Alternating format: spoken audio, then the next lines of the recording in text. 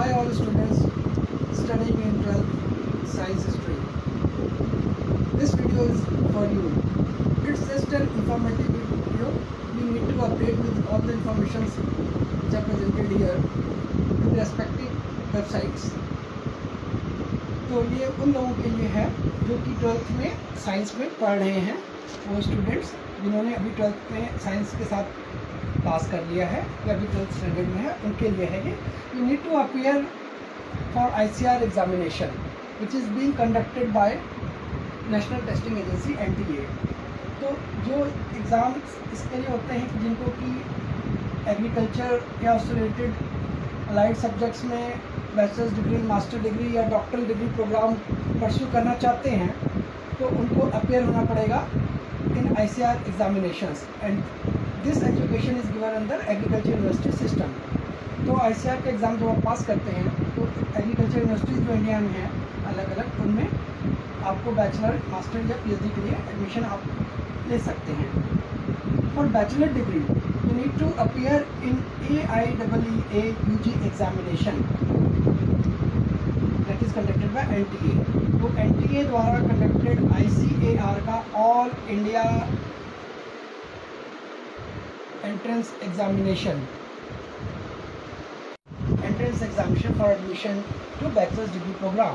So this examination is AIEEA UG and it is for 15% seats of total of agriculture seats or bachelor's program in agriculture and allied subjects. Those who want to pursue masters, they need to appear for all India entrance examination for admission to postgraduate master's program.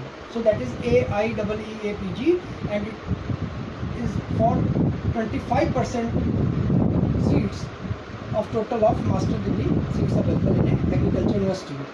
And third one, those who are interested in higher studies, they can go for all India competitive examination, that is JRF or SRF, to get PhD degree.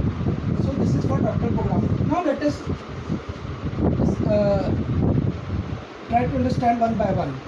In this examination, those who qualify this AIEEA UG examination conducted by ICAR, in this case they get National Talent Scholarship, this NTS scholarship, at the rate of rupees 3,000 per month. It's just a motivation for those students who want to see a career in agriculture. Here in this case, it is given to those candidates who are opting an agriculture university different from their own domicile state.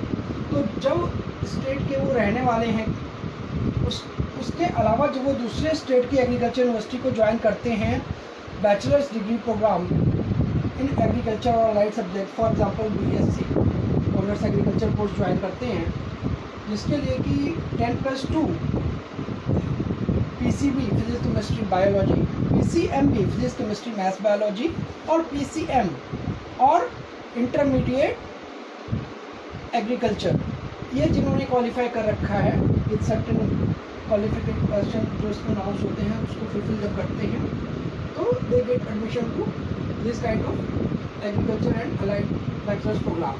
Now let's come to master degree program. In this case, जो particular subject master degree का वो select करते हैं, उसके according इसमें उनको seats available होती हैं.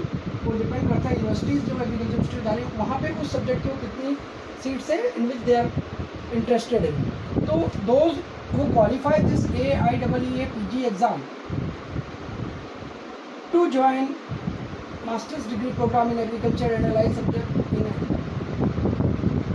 agriculture university, here in this case erstwhile it was known as JRF. तो जो भी अगर इनके घर में आपके एग्रीकल्चर फील्ड से जो पुराने लोग हैं वो इस एग्ज़ाम को JRF एग्ज़ाम बोलते थे कि JRF की तैयारी कर रहे हैं बैचलर्स डिग्री के बाद में मास्टर्स प्रोग्राम के लिए. तो इसमें JRF जो है अब ये PG स्कॉलरशिप कहलाता है. तो ये PG स्कॉलरशिप जो है वो पर मंथ हर स्टूडेंट को 12,640 रुपीज़ प्लस कंटिजेंसी ग्रांट उनको मिलता है।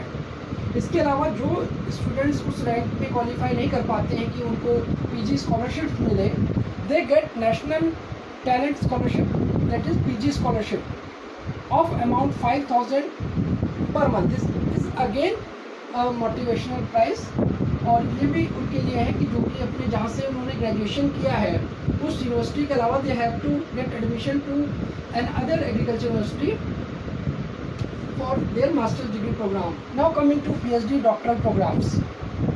Again ये कोई expert presentation नहीं है, ये just एक information है, basic information, so that you can see a career path in the field of agriculture. Those students who are in 12th standard with science stream. अब जो इसमें होता है कि फिर जब PhD जाते हैं, PhD 3 साल की होती है, मास्टर 2 साल प्लस थीसिस वर्क होता है।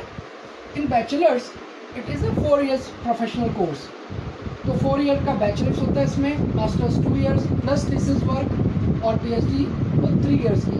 तो इसमें जो एडमिशन लेना चाहते हैं उनको JRF SRF, जो कि पहले सिर्फ SRF कहलाता था, वो एग्ज़ाम के लिए आज की डेट में ये कहलाता है AICE JRF SRF exam for PhD admissions.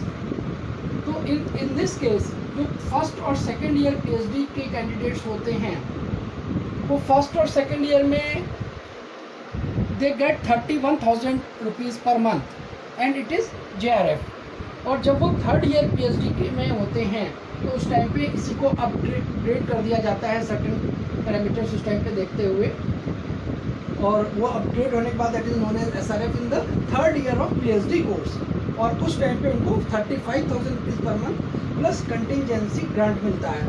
So all 10+2 science stream students, ये जस्ट एक बेसिक इंफॉर्मेशन है कि to save your time spending on this you can go to details one by one on different websites. तो इसमें major जो है आपको ये सब चीज़ों का अपडेट रखना पड़ेगा ICR वेबसाइट्स पे, NTA की वेबसाइट्स पे, that is National testing Agency. तो this information I hope it is going to be of some relevance to those students who are studying in 12th science